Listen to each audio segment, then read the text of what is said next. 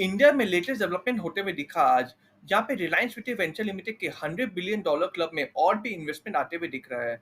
हाल ही में कल के दिन एक न्यूज आते हुए दिखा, जहाँ पर केकेआर ने 2069.50 करोड़ यानी कि $250 मिलियन इन्वेस्ट किया रिलायंस रिटेल वेंचर लिमिटेड में, जिसका इक्विटी वैल्यू है 8.36 लाख करोड़।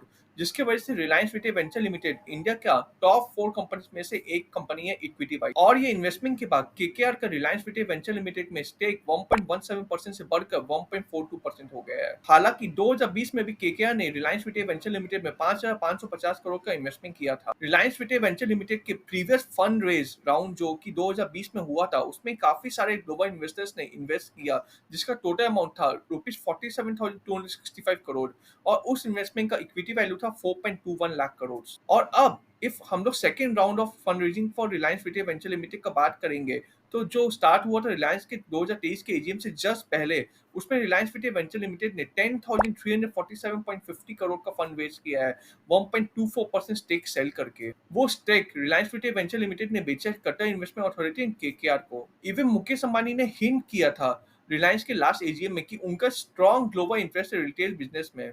रिलायंस रिटेल में 30% का ईयर ऑन ईयर बेसिस पर रेवेन्यू ग्रोथ हुआ है इन फाइनेंशियल ईयर 23 में, जो रिलायंस इंडस्ट्री के दूसरे बिजनेस से बहुत ज्यादा है। रिलायंस रिटेल के फाइनेंशियल्स के बारे में इफ अपने बात करें, तो रिलायंस रिटेल वेंचर लिमिटेड का रेवेन्यू 2,60,364 करोड़ है, इबिटा 17,928 करोड़ है एंड नेट प्रॉफिट 9,181 करोड़ है इन फाइनेंशियल ईयर 23 में। मुकेश अंबानी के according if Reliance retail venture limited listed होता इंडियन स्टॉक मार्केट में, तो Reliance retail venture limited India के टॉप 4 कंपनीज में से एक होता एंड टॉप 10 ग्लोबल रिटेलर्स में से एक होता। सॉवरेन वेल्थ फंड सिंगापुर का GIC, Abu Dhabi investment authority and Saudi Arabia का public investment fund $500 million each further invest करेंगे रिलायंस रिटेल वेंचर लिमिटेड में, जिसके वजह से रिलायंस रिटेल वेंचर लिमिटेड का वैल्यूएशन $100 बिलियन का होगा। यानी कि Reliance retail venture limited $100 billion club में एंट्री ले चुका है। GIC, PIF and ADI world के बिगेस्ट इन्वेस्टमेंट फंड में से एक है एंड उनका रिलायंस रिटेल वेंचर लिमिटेड में टोटल स्टेक 4.4% है। तो दोस्तों, रिलायंस इंडस्ट्री लिमिटेड का शेयर ₹2451 पे क्लोज हुआ है।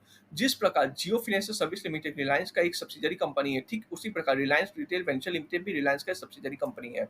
और जब जियो फाइनेंशियल सर्विस का शेयर लिस्ट हुआ था मार्केट में, इंडियन स्टॉक मार्केट में, तब रिलायंस के शेयर होल्डर लोगों को जियो फाइनेंशियल सर्विस के शेयर फ्री ऑफ कॉस्ट मिले थे।